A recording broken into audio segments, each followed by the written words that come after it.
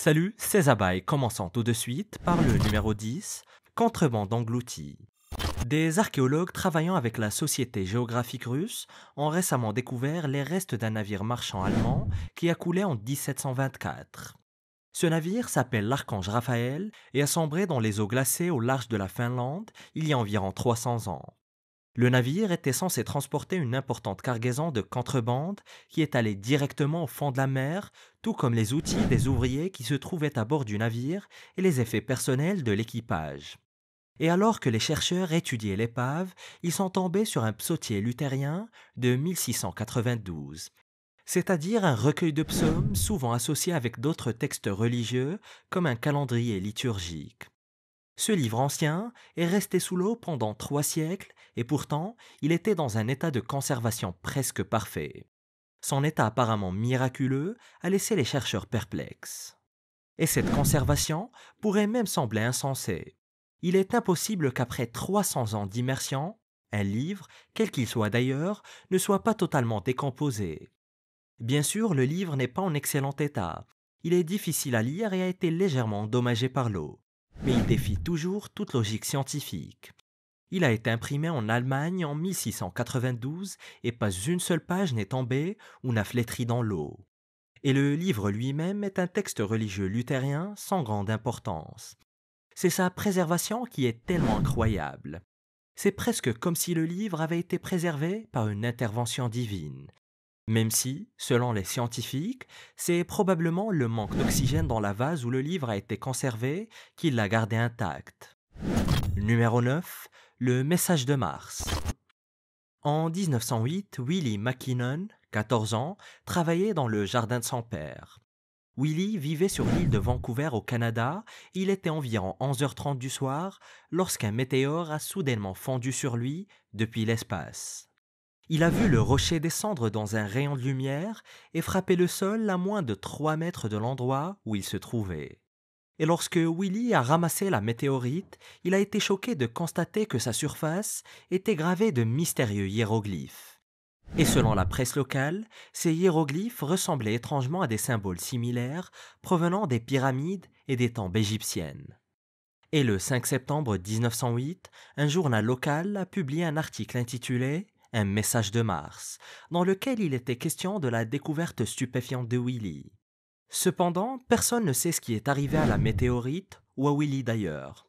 Et cette histoire a fait le tour des journaux locaux et les habitants de longue date de la vallée de Cowichan sont vaguement au courant de l'histoire. Mais comme c'était le début du XXe siècle, il n'y avait pas beaucoup de recherches scientifiques à faire. Et un mois plus tard seulement, on apprend que le département des mines d'Ottawa cherche à obtenir des informations sur la mystérieuse roche. Ils ont envoyé à Willie un questionnaire géologique à remplir avec l'heure de la journée, la nature des sons émis par la chute, leur durée et la direction d'où ils semblaient provenir, la profondeur du trou et la nature du sol, ainsi que la direction dans laquelle la Terre a été projetée par l'impact. Et ce fameux questionnaire incluait également une offre d'achat si les modalités pouvaient être fixées. Mais nous ne pouvons hélas pas dire si ce météore est jamais parvenu à la conservation publique d'Ottawa. Si ce n'est qu'il est de notoriété publique que le père de Willie, Angus McKinnon, était connu pour être pour le moins argumentatif, ce qui suggère que les négociations n'auraient pas été faciles. Quant aux soi-disant hiéroglyphes, s'agissait-il vraiment d'une pierre de rosette venue de l'espace? En toute logique, les marques à la surface du météore n'étaient que le produit fini de sa fusion lors de son périple dans l'espace. Mais quoi qu'il en soit, a-t-elle trouvé son chemin jusqu'à Ottawa ou est-elle toujours en possession d'un descendant de la famille? L'histoire s'était là s'estomper, l'intérêt s'est amenuisé et la roche spatiale de Willie, couverte de hiéroglyphes, n'a jamais été vue. Numéro 8. Trafic psychédélique. Les archéologues ont récemment fait des progrès dans l'étude des anciens sacrifices rituels péruviens. Les scientifiques ont analysé des têtes momifiées et des corps récupérés sur différents sites le long de la côte sud du Pérou. Ils ont effectué des rapports de toxicologie sur les individus qui ont été sacrifiés il y a entre 2100 et 500 ans. Et les rapports ont révélé que les victimes avaient reçu de très fortes doses de drogues psychédéliques. Les victimes avaient reçu des feuilles de coca, probablement transformées en une forme simple de cocaïne, mais aussi des doses de cactus San Pedro. Cette plante est encore aujourd'hui employée pour créer une boisson extrêmement psychédélique appelée ayahuasca. Elle est fortement hallucinogène, ce qui signifie que ces victimes de sacrifice étaient en état d'ébriété lorsqu'elles ont été sacrifiées. Et pas juste un peu, mais probablement au point d'entendre des couleurs et sentir des sangs. Et l'étude a été réalisée par des chercheurs du Centre d'études andines de l'Université de Varsovie. Et le même groupe est d'ailleurs à l'origine d'une autre étude récente sur les victimes de sacrifices humains dans les volcans de l'Empire Inca. Ils sont à fond sur ces anciens mystères de meurtre. Et afin de déterminer ce que contenait le système sanguin à l'époque, les chercheurs ont examiné les cheveux des victimes de sacrifices. Ils ont également découvert des niveaux très élevés de mescaline qui se trouvent dans les champignons magiques et les drogues récréatives modernes. Et voici donc pourquoi cette découverte bouleverse l'histoire. Pour la première fois, nous avons une perspective scientifique claire de ce qui arrivait aux victimes de sacrifices il y a 2000 ans. Les victimes, en l'occurrence des enfants, étaient nourries avec d'énormes quantités de substances hallucinogènes, puis sacrifiées. Et un autre mystère réside dans le fait qu'une grande partie de ces substances provenaient des parties les plus reculées de la jungle, ce qui signifie que les habitants de la forêt tropicale des Andes ont dû les acheter à d'autres populations. Cela suggère l'existence d'un vaste trafic de drogue dans toute l'Amérique du Sud depuis des temps très anciens. Numéro 7. La sépulture de Cléopâtre. De temps en temps, nous entendons parler de la tombe perdue de Cléopâtre. Mais cette fois-ci, un tunnel récemment découvert pourrait mener les archéologues directement à la tombe non découverte de la reine Cléopâtre. Et elle fut la dernière souveraine de l'Égypte antique avant que la nation ne soit conquise par les Romains. Et il pourrait s'agir d'une découverte monumentale qui pourrait changer l'histoire telle que nous la connaissons. Pour commencer, le temple de Taposiris Magna, situé à l'ouest d'Alexandrie, a été construit entre 280 et 270 avant Jésus-Christ, bien avant que Cléopâtre ne voie le jour. C'était dans les mois qui ont suivi la mort d'Alexandre le Grand, lorsque l'Égypte était dirigée par les successeurs d'Alexandre. Ils ont construit un grand temple dédié à Osiris, et la ville de Taposiris Magna est devenue un véritable épicentre de l'activité religieuse. Et ces dernières années, les archéologues ont découvert de nombreuses tombes, suggérant que le temple était utilisé pour l'enterrement de personnalités de la famille royale égyptienne. Et il était probablement toujours en usage à l'époque de la mort de Cléopâtre. Ce qui amène beaucoup de gens à se demander si son cadavre ne se cache pas quelque part sous le complexe. Et le tunnel a été découvert à environ 11 mètres sous le temple par l'experte en égyptologie Caitlin Martinez de l'université de San Domingo. Mais on ignore toujours jusqu'où exactement va ce tunnel. Il est partiellement immergé sous l'eau, tout comme ses fondations. Il est très probable qu'un tremblement de terre ait secoué la côte égyptienne il y a environ 1700 ans et inondé le temple. Cependant, il mène à quelque chose et les chercheurs creusent aussi vite qu'ils le peuvent pour atteindre la fin de ce mystérieux passage souterrain. Et si les spéculations s'avèrent exactes, nous pourrions assister à la découverte des restes de Cléopâtre dès 2023. Numéro 6. Sacrifice grec. Lorsqu'il est question de sacrifices rituels dans le monde antique, les coupables sont très nombreux. Nous savons par exemple que les Carthaginois sacrifiaient leurs propres enfants. C'était également une pratique très courante en Mésoamérique et des cultures anciennes de Chine l'ont peut-être également fait. Mais les anciens habitants de la région de la mer Égée sont généralement considérés comme trop sophistiqués pour pratiquer des rites aussi barbares. On a toujours pensé que les Grecs, ou leurs prédécesseurs dans ce cas, ne recouraient pas au sacrifice d'humains pour apaiser les dieux. Mais il est possible que certains cultes ou bien groupes aient effectivement pratiqué le sacrifice de jeunes enfants. Il s'agissait probablement d'apaiser les divinités anciennes de l'île de Crète. En 1979, le chercheur britannique Peter Warren a découvert des ossements d'enfants dans les ruines de Knossos, en Crète. Et c'était autrefois l'une des villes les plus importantes pour la civilisation minoenne, l'une des civilisations les plus avancées du monde antique qui a vécu de 3500 jusqu'à son déclin en 1450 et sa fin soudaine en 1100 avant Jésus-Christ. Et ce qui a rendu la découverte de Peter si choquante est le fait que les os avaient été marqués par des couteaux, chose qu'il a interprétée comme du cannibalisme. Il pensait que les habitants de l'île grecque mangeaient de jeunes enfants il y a 3000 ans. À l'époque, d'autres archéologues de renom se sont moqués de lui, estimant qu'aucune civilisation égéenne n'avait jamais fait quelque chose d'aussi horrible. Mais depuis lors, d'autres découvertes similaires ont été faites, avec de multiples squelettes d'enfants présentant des preuves de sacrifices ritualisés. Les archéologues ont même trouvé les os d'une femme qui semble avoir été tuée sur un autel, puis démembrée et enterrée avec les os d'animaux sacrifiés. Il est donc de plus en plus évident que les Minoens pratiquaient effectivement des rituels de sacrifice et auraient même pu manger ces enfants dans le cadre de ces rites. Numéro 5. La ville d'Oshkintok. À environ 100 km de la ville de Mérida au Mexique, il existe une fabuleuse ville en ruine appelée Oshkintok. La plupart des livres de voyage n'en parlent pas et il n'y aura pas beaucoup de touristes si vous la visitez. C'est un endroit très mystérieux, dont il ne reste que les fondations effondrées des bâtiments, des places aplaties et écrasées et des pyramides courtes qui se transforment lentement en monticules de roches brisées. Et très peu de recherches ont eu lieu sur le site, même si la ville perdue a été redécouverte au XVIe siècle. Oshkintok était probablement un centre important de l'Empire Maya jusqu'à environ 859 avant Jésus-Christ. Après quoi, comme la plupart des autres villes mayas, l'endroit est tombé en déclin et a finalement été abandonné. Mais Oshkintok reste très unique pour une raison spéciale. Dans une petite cour de la partie nord de la ville se trouvait une paire de statues très mystérieuses. Nous avons des photographies en noir et blanc des statues prises au XIXe siècle avant qu'elles ne soient excavées. L'une d'elles a été emmenée au musée d'histoire naturelle de Mérida et l'autre au musée anthropologique de Mexico. Et ces statues sont d'une très grande importance car elles semblent représenter des robots. L'une des statues est même surnommée tête de robot car elle ressemble justement à un robot. C'est d'ailleurs celle qui est actuellement conservée au musée d'histoire naturelle. Et sa tête semble avoir été modelée d'après un jouet des années 1950. Elle est carrée, avec des yeux rectangulaires et porte une sorte d'armure bizarre. Et les historiens disent que sa ressemblance avec un robot n'est qu'une coïncidence.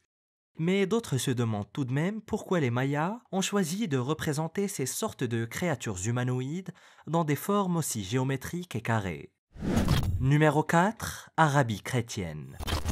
Une nouvelle découverte semble bouleverser ce que nous savons de l'histoire religieuse des Émirats arabes unis et plus largement de la péninsule arabique. Un très ancien site chrétien a récemment été mis au jour sur une île au large des côtes des Émirats. Il semble s'agir d'un monastère et il est antérieur à la diffusion de l'islam en Arabie. En d'autres termes, cette église chrétienne a été construite au centre du monde islamique avant même que l'islam ne commence à se répandre. Les chercheurs pensent que le mystérieux monastère date d'environ 1400 ans. Il a été enterré sous le sable et la poussière de l'île Sinia, à Al Quwain, à environ 50 km de Dubaï. Et la construction a été datée d'environ 534 de notre ère.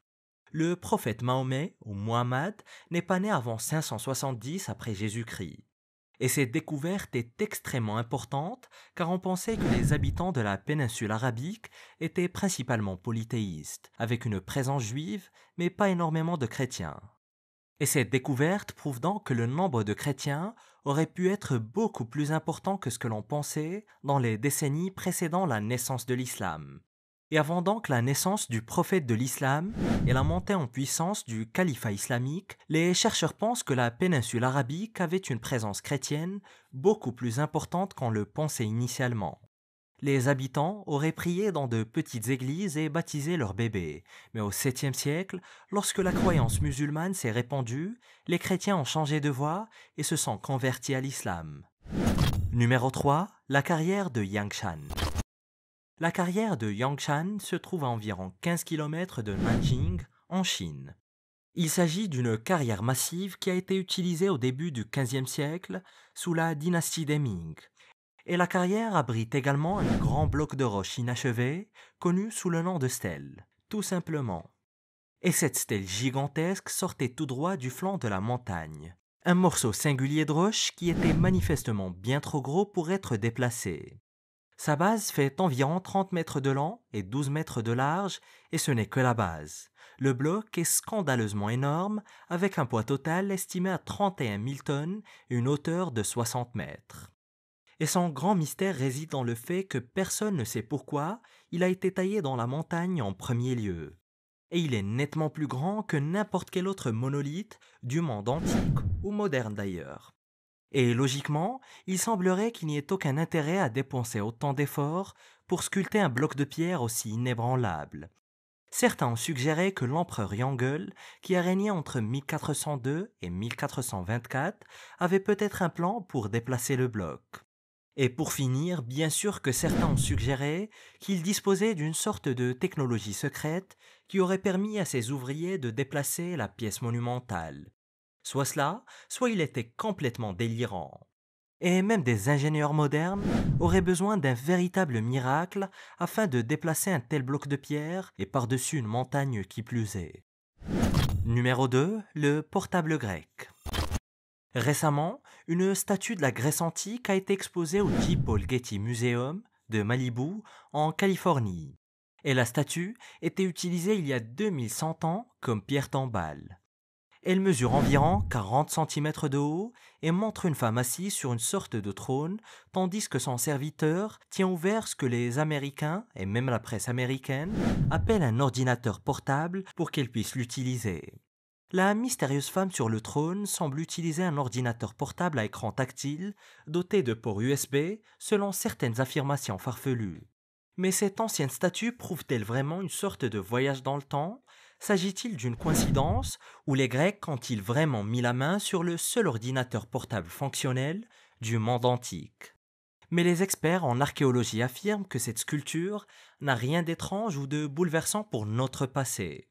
Au contraire, des experts en archéologie, comme Christina Kilgrove, affirment qu'il ne s'agissait pas d'un ordinateur portable, mais d'une boîte à bijoux tout simplement. La statue représente probablement une femme choisissant ses bijoux quotidiens dans une boîte tenue ouverte par l'un de ses serviteurs. Mais d'autres n'en sont pas si sûrs. Certains disent que c'est trop peu profond pour être une boîte à bijoux, et que sa ressemblance avec un ordinateur portable reste tout de même troublante. Et au final, chacun est libre de penser ce qu'il veut. Numéro 1. Les premiers Britanniques. Au début des années 1990, les plus anciens fossiles humains jamais découverts en Grande-Bretagne ont été mis au jour à Boxgrove, dans le West Sussex. Les archéologues ont mis au jour les ossements d'une jambe et quelques dents d'une espèce humaine très ancienne. Et cette première espèce humaine vivait sur le sol britannique il y a environ 480 000 ans. Et d'autres découvertes préhistoriques ont démontré que des hommes et des femmes préhistoriques vivaient et chassaient des chevaux, des cerfs et même des rhinocéros. Et oui, il y avait autrefois des rhinocéros en Angleterre, je viens aussi de le découvrir.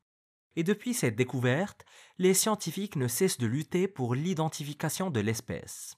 Cet ancien individu, ressemblant à un humain, a vécu plusieurs siècles avant l'évolution de l'Homo sapiens.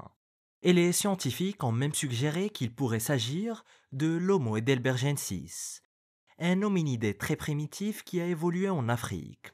Mais d'autres scientifiques ont suggéré qu'un groupe précoce de Néandertaliens ayant migré d'Eurasie vivait sur les îles britanniques. Et pour résoudre le mystère une fois pour toutes, des scientifiques du Musée d'histoire naturelle de Londres ont comparé les fossiles de Boxgrove à ceux découverts à La Cima en Espagne. Et les fossiles de La Cima sont environ 50 000 ans plus récents. Et les scientifiques voulaient voir si les deux groupes d'humains primitifs étaient apparentés. Mais, selon les résultats, ils ne l'étaient apparemment pas. Et lorsque les scientifiques ont comparé les ossements, ils ont constaté qu'ils provenaient d'espèces complètement différentes. Nous n'avons toujours aucune idée de qui étaient ces mystérieux hommes primitifs. Et nous ne savons pas s'il s'agissait de Néandertaliens ou d'une espèce totalement non identifiée qui s'est éteinte depuis. Et découvre les pires papes qui ont régné sur le Vatican en cliquant sur cette vidéo.